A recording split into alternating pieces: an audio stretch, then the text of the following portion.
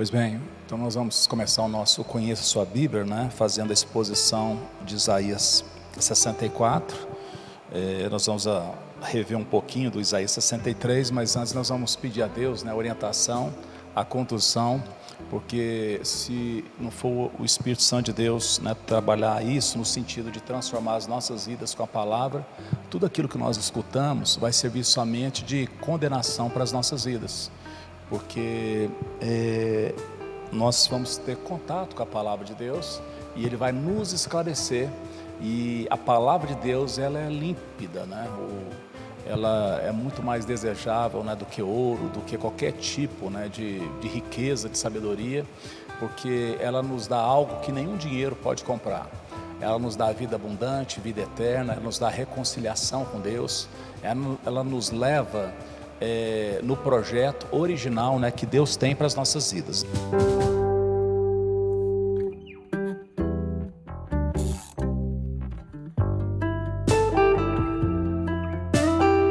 Nós vamos clamar a Deus.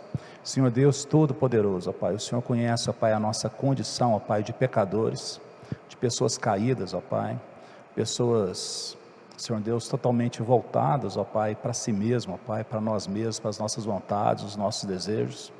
E quando nós chegamos, ó Pai, diante do Senhor, ó Pai, o Senhor nos chama para andar segundo os Teus pensamentos, que são altos, e não os nossos, que são baixos, para trilharmos os Teus caminhos, ó Pai, que são altos, e não os nossos caminhos, que são baixos. E isso se dá, ó Pai, exatamente como a neve e a chuva cai do céu, e essa água, ó Pai, que cai do céu, ela rega a terra, e ela faz a semente brotar.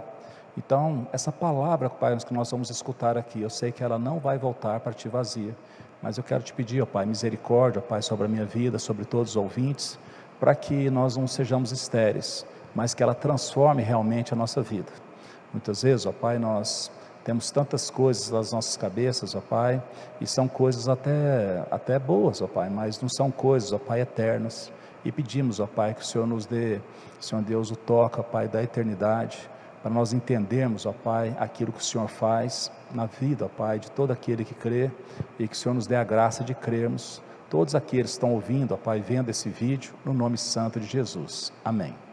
Então, Isaías 64, e aí a gente vai falar desde o 63, que nós já falamos no último vídeo, né? Porque é uma oração pedindo a ajuda de Deus. E essa oração pedindo a ajuda de Deus, ela tem a ver, né, com o reconhecimento, né, de que nós não damos conta. Nós não damos conta. E vai precisar de uma graça de Deus, de uma glória de Deus, do Espírito de Deus, de simplesmente transformar as nossas vidas, porque senão a nossa vida é uma vida de muitas expectativas e muitas frustrações. Se nós não tivermos a sobriedade de entendermos que nós não estamos vivendo depois do dia da vingança de Deus, aí sim a felicidade será plena e completa, porque o mal estará fora, não haverá possibilidade mais de doenças, enfermidades, morte, porque o inimigo vai estar ausente. E se nós não entendermos isso, né, nós não vamos nem participar também disso, porque o grande desafio é nós sermos tocados por Deus e sermos transformados agora. Por isso as advertências na Bíblia, e por conta disso também essa oração. Deus, Ele é um Deus santo, santo, santo, nele não há trevas nenhuma, né? Ele é puro de olhos, ele não pode suportar o mal. Então essa pregação de um Deus às vezes carente, que aceita qualquer coisa, isso não tem fundamento na palavra de Deus.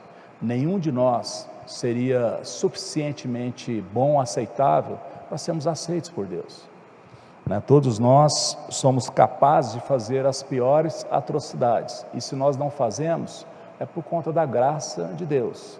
Vira e mexe, nós vemos pessoas aí que são consideradas pessoas totalmente malignas. Todo mundo tem esse potencial, mas na graça de Deus Ele tem refreado esse mal na humanidade. Mas o importante não é só a graça comum, mas a graça especial da salvação, que é quando Deus ilumina o nosso entendimento, o nosso coração, e nós nascemos de novo, não do homem e de uma mulher, mas nascemos da palavra de Deus e do Espírito de Deus. E essa oração diz assim: olha para nós, versículo 15 do capítulo 63, aí nós vamos ler o 64, olha para nós lá do céu, da sua santa e gloriosa habitação, onde estão o teu zelo e as tuas obras poderosas? Estás retendo a ternura do teu coração? Já se esgotaram as tuas misericórdias para comigo?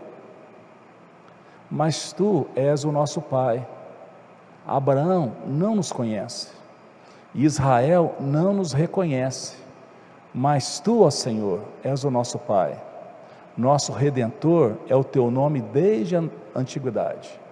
Então esses primeiros 2 versículos aqui coloca as coisas no devido lugar, como Jesus fala: Pai nosso que estás nos céus. Ou seja, Deus não é aquele cara, a pessoa que está do lado, não, Ele está na sua santa e gloriosa morada,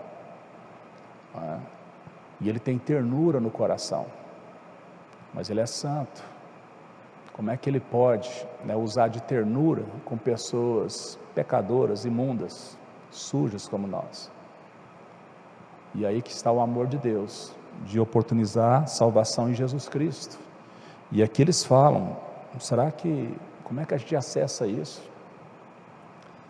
E aqui tem algo que é muito difícil para o judeu falar, porque o judeu confiava que Abraão era o pai dele, mas aqui nessa profecia ele fala: o Senhor Deus é o nosso pai. Abraão, ele não conhece a gente, Israel não reconhece a gente, mas tu, ó Senhor, tu és o nosso Pai. Nosso Redentor é o teu nome desde a antiguidade. Então fala de paternidade e de redenção. É aqui que existe, o limite aonde a pessoa pode ser curada totalmente, globalmente, porque é quando ela é inserida na família eterna, na família da fé, aonde não cabe mais a queixa que a pessoa pode ter a respeito da família dela. Porque, na verdade, as famílias são temporais, elas acabam com a morte, mas a família da fé não. Essa é uma família eterna, e por isso o nosso zelo em anunciar sempre para todos essa palavra. Hoje nós vivemos num tempo em que muitas pessoas torcem e pegam uns versículos isolados na palavra de Deus para tentar forçar e crer em algo que Deus não afirmou, porque o que o Senhor Jesus falou assim: se alguém não nascer de novo, não pode ver o reino de Deus. E nascer não nascer da carne, mas nascer do Espírito. E por isso a sublimidade, a clareza, a prioridade, a unicidade da palavra de Deus, porque a fé vem pelo ouvir e ouvir da palavra de Deus. E o que vai brotar? Aí nós vamos ver, porque se for algo bom, maravilha, é o mesmo sol que amolece a cera, é o mesmo sol que endurece o barro. O problema não é o sol, é qual material que esse sol está, no caso, assolando. E ele continua: ó Senhor, por que fazes com que nos desviemos dos nossos caminhos? Por que endureces o nosso coração, para que não te temamos? Volta, por amor dos teus servos e das tribos da tua herança. Só por breve tempo o teu povo santo tomou posse do país. Nossos adversários pisaram o seu santuário. Tornamos como aqueles sobre quem tu nunca dominaste e como os que nunca chamaram pelo teu nome. Então aqui o reconhecimento: Senhor, o Senhor nos tirou do Egito, o Senhor nos prometeu uma terra, só que nós nos pervertemos, nós voltamos atrás. Ao invés de nos agarrar ao Senhor, a tua palavra, os teus pensamentos, nós desenvolvemos os nossos pensamentos, e os pecados cresceram dentro de nós, e a gratidão fugiu dos nossos lábios, e em lugar disso, o que aconteceu foi murmuração. E aí ele fala algo que eu acho maravilhoso, porque fala assim: Senhor, por que o Senhor faz isso com a gente? Por que o Senhor permite, Por que o Senhor, aí ele chega até a falar assim: por que o Senhor faz com que nós desviemos? Por que o Senhor não nos trata como robô? Por que o Senhor não faz simplesmente a gente fazer a tua vontade? E aqui nós vemos como é que Deus, Ele avisa, Ele fala, mas Ele olha para ver o que vai virar.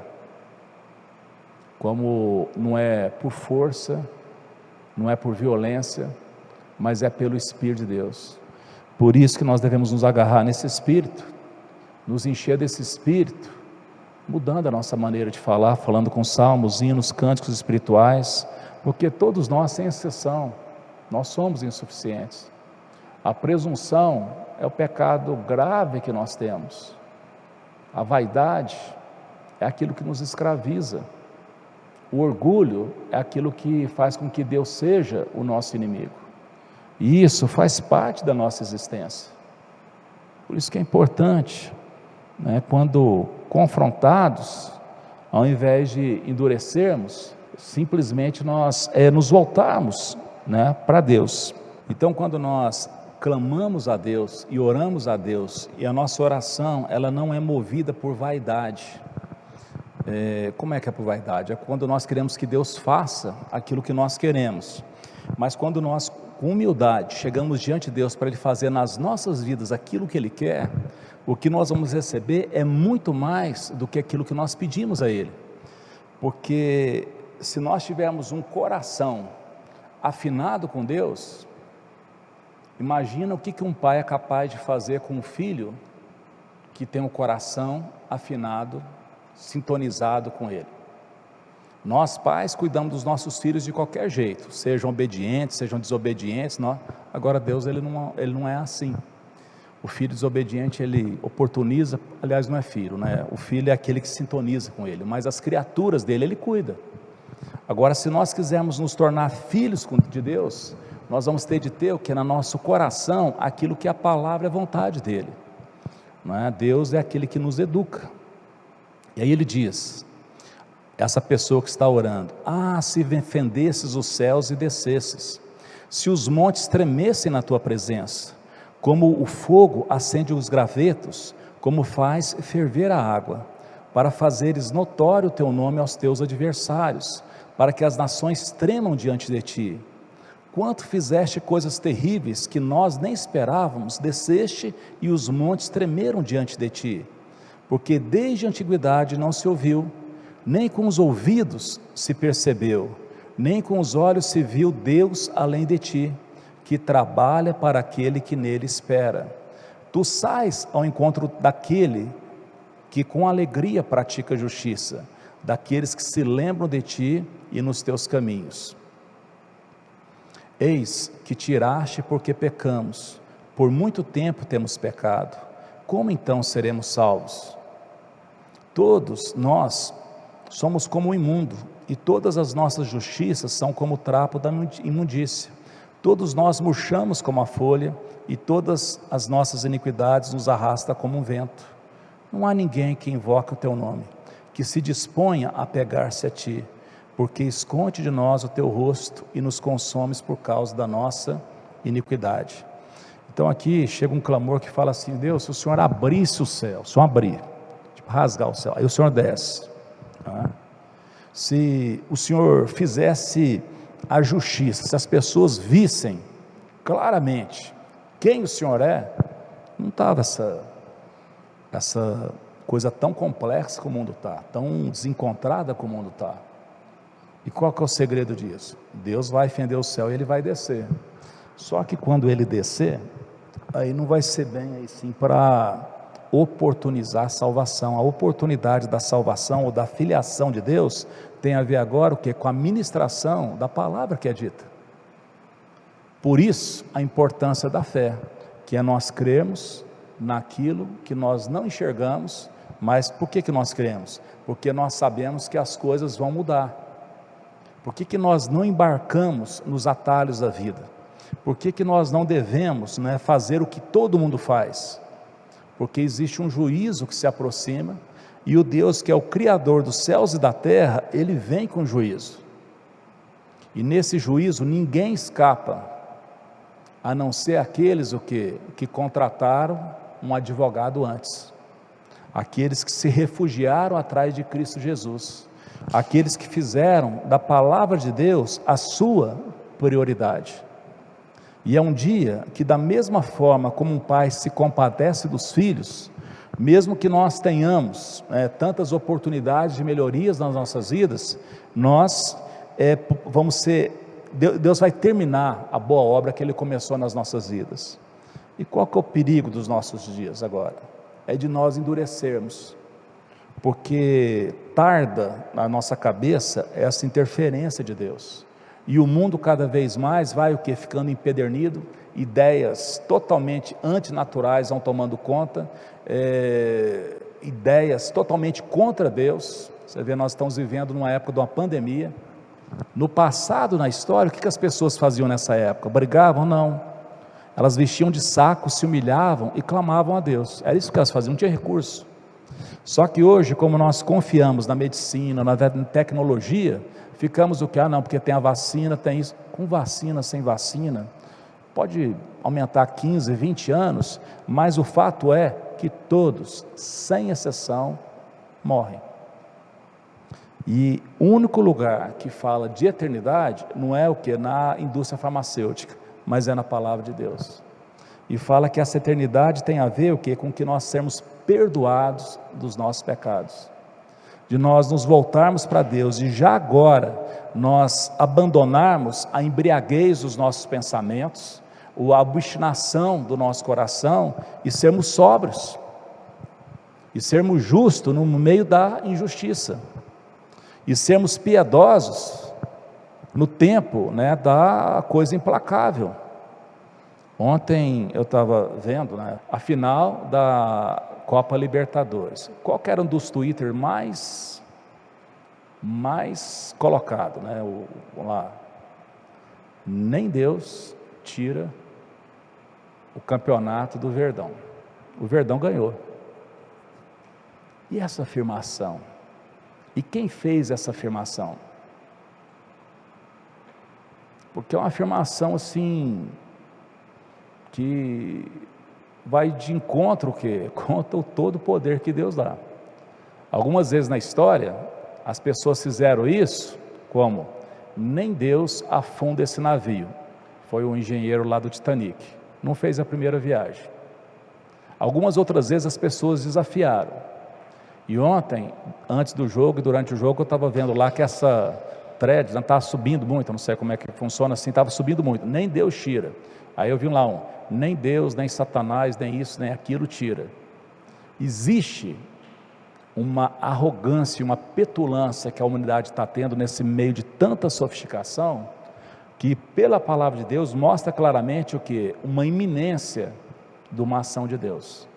Porque todas as vezes em que a arrogância, a soberba chegou num nível grande, Deus agiu. Foi assim no dilúvio, foi assim em Sodoma e Gomorra, foi assim na própria Jerusalém, que era a capital do país lá do povo de Deus. Eles eram um povo de Deus e se voltaram contra Deus. E o que Deus fez? Destruiu. E foi assim no ano 70 da nossa era, quando o general Tito invadiu Jerusalém e foi um arraso. São coisas que só da gente ler as narrativas daquele dia lá, você fala assim, como é que uma coisa dessa pode acontecer? Então nós devemos temer, não é temer, mas não é temer do pavor, é a questão de temer para a gente moderar os nossos ímpetos e os nossos sentimentos, porque se nós formos no barco do que o mundo faz, o que o mundo faz? Afronta a Deus, completo orgulho.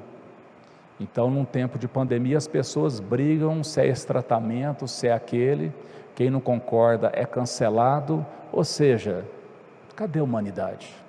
Deus nos fez humano, mas cadê essa humanidade? Cadê a perseverança em fazer o bem? Cadê o cuidado com as crianças? Cadê o cuidado até com aqueles que nem nasceram? Então, existem leis que dão direito a uma coisa absurda, o ser que nem nasceu, legalmente, o meu corpo, as minhas regras, o seu corpo, as suas regras, é esse corpinho que está aí, isso que foi gerado. Então, todas essas coisas, vem esse clamor, não há ninguém que invoca o teu nome, que se dispõe a pegar-se a ti. E muitas vezes os lugares de adoração virou lugar de mercado, aonde se vende a fé, aonde o que move as pessoas que estão ali pregando, ensinando, é simplesmente mercado, poder, influência. E nós vemos que até, às vezes, os religiosos, ao invés de ficar avisando essas coisas, começam a entrar o quê? Nos partidos políticos e brigar também. Então, quem que vai buscar a Deus? Como que nós vamos cuidar do nosso coração, dos nossos familiares, dos nossos amigos, se nós não tivermos contato com essa palavra? Aí ele diz: mas agora, Senhor, Tu és o nosso Pai, nós somos o barro e Tu és o nosso oleiro, todos nós somos obra das Tuas mãos. Isso aqui é uma maneira muito humilde de falar. Imagine você, né, o barro na mão de um oleiro. O que o oleiro faz? Ele faz o barro conforme lhe parece melhor. E aí a pessoa se colocar diante de Deus, em vez de falar: Deus, é para fazer isso, é fazer aquilo, ó, cuida do meu gato, do meu cachorro, dá um jeito na minha empresa, dá um jeito nessa minha família aqui, que eu não estou suportando mais, do meu marido, da minha mulher. Senhor, eu sou barro nas Tuas mãos, faça de mim um vaso que Te agrada, me molda, em vez de molda os outros, molde a mim. Por quê? Porque às vezes nós queremos, é como se fosse a gente ser Deus e Deus ser um empregado, e a gente dá para Ele a listinha de coisas que Ele tem que fazer, porque o Senhor me ama. A palavra de Deus fala que Deus não está a serviço de ninguém, é nós que estamos a serviço dEle. Ele é amor, é verdade, Ele é amor, tanto é que Ele mandou o Filho. Ele não amou platonicamente, Ele amou de fato e de verdade. Ele amou de tal maneira que mandou o seu Filho, para que todos aquele que nele crê, não pereça, mas tenha a vida eterna. E aí vem o clamor: não te enfureças tanto, ó Senhor, nem te lembres para sempre da nossa iniquidade. Olha para nós, por favor, pois todos nós somos o Teu povo. As Tuas santas cidades estão desertas, Sião virou um deserto, Jerusalém está arrasada. O nosso templo santo e glorioso, em que os nossos pais Te louvavam, foi queimado. Em todas as nossas coisas, e todas as nossas coisas preciosas se tornaram em ruínas. Diante de tais calamidades, como pode Te conter, ó Deus? Ficarias calado e nos afligiria ainda mais? Então olha que algo tão interessante, né? Eles tinham um templo muito bonito, só que a vida deles era um podre, mas eles vinham para o templo, e aí eles achavam que por conta do templo eles estavam salvos, e Deus não olhava assim. Deus estava vendo como é que eles viviam, porque Deus, na realidade, Ele não precisa de templo. Toda a criação é o templo dele. Ele não habita em templos feitos por mãos humanas. Ele assenta no céu e todo o universo é o seu templo. E aí aquelas pessoas tentavam diminuir Deus, para Ele caber o quê? Dentro daquele templo, que era tão bonito para Ele. Agora imagina o olhar de Deus, olhando na terra, que é um pó, suspenso no universo, aí lá num país, e ver uma construção, por melhor que seja aos nossos olhos, a diferença, olha o nosso tamanho e o tamanho de Deus. E Deus nos considera pessoas preciosas, se nós praticamos a palavra dele, se nós o buscamos. Então o que Deus fez? Deus foi e deixou destruir totalmente aquilo onde eles confiavam. É isso que vocês confiam? Beleza. Ah, mas isso é do Senhor. Deus, Ele não está, né, em nenhuma dificuldade, pelo contrário, Deus, Ele reina perene. Vai falar assim: não, mas essa palavra é muito fria. Não, não é muito fria, ela é verdadeira. Ela é verdadeira e ela é oportuna, porque é com muita dificuldade, né, que o justo se salva. É muito fácil nós tirarmos os olhos de Deus e colocarmos os olhos o quê? Nos nossos projetos e nos nossos próprios sentimentos. Mas nós somos chamados a viver o que? Uma vida de fé curta, de 60, 70, 80, no máximo 100, cento e poucos anos, se a gente tiver muito vigor. Mas a depender de como nós vivemos essa vida, nós teremos uma vida eterna, plena, que a gente não consegue nem descrever, aonde nós estaremos com o próprio Deus, o Criador, né, dos céus e da terra, o Redentor, que é capaz de transformar a sua criatura num filho seu.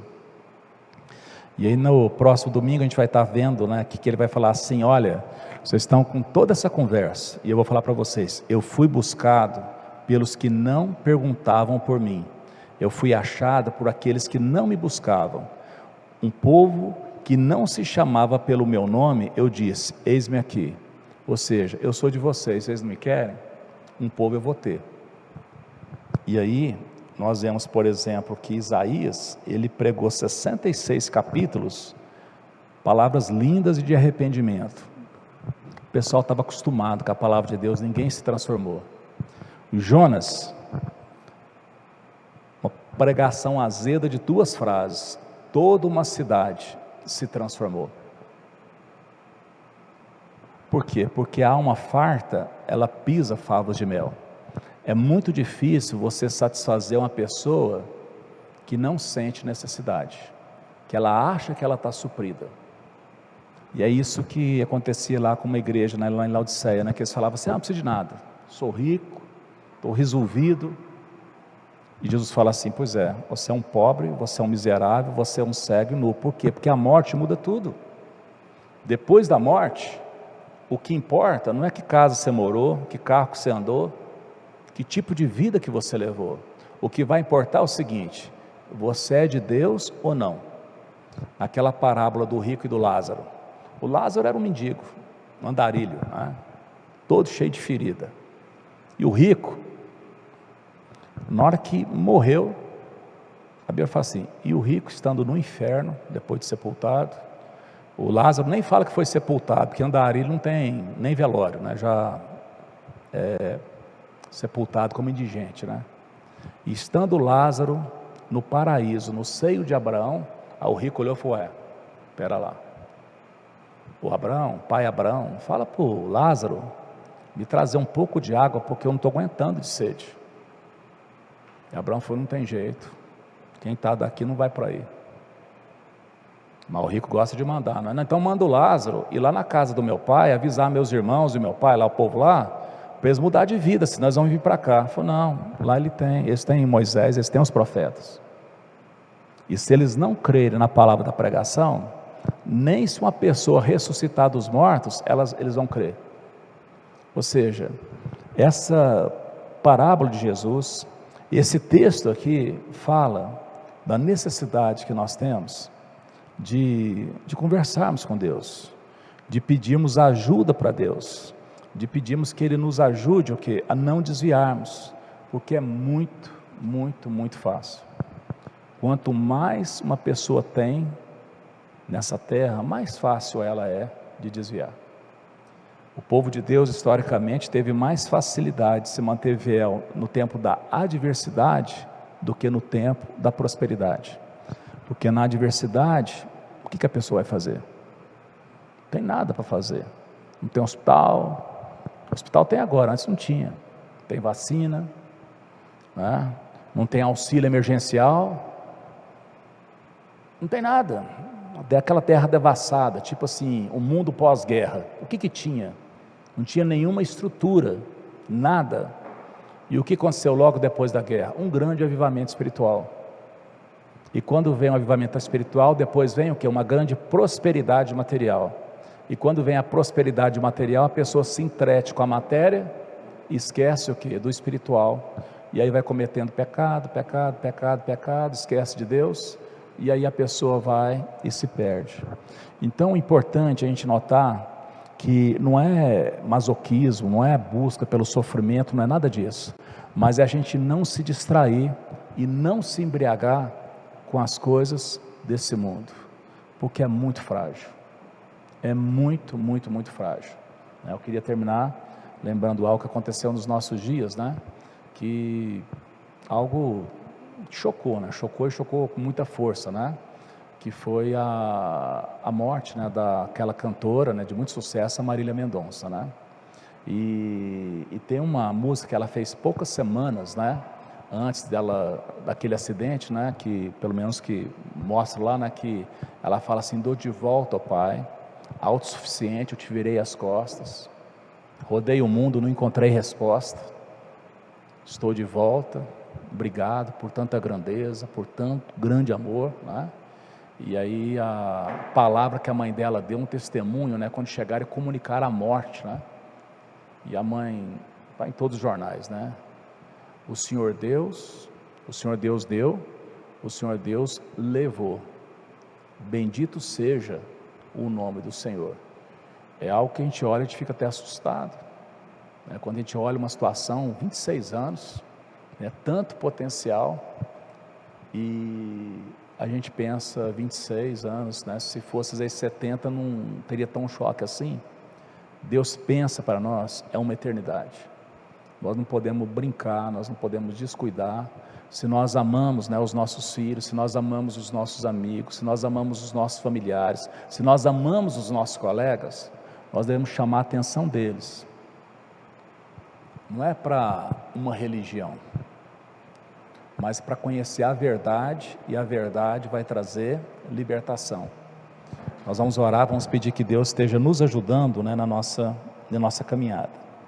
Senhor Deus, muito obrigado, ó Pai, pela Tua palavra, porque ela ilumina, ó Pai, a escuridão.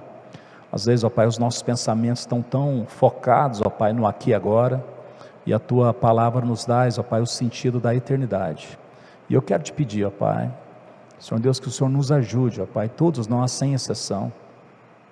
Senhor Deus, não existe nenhuma pessoa, ó Pai, que consegue se salvar por si mesma.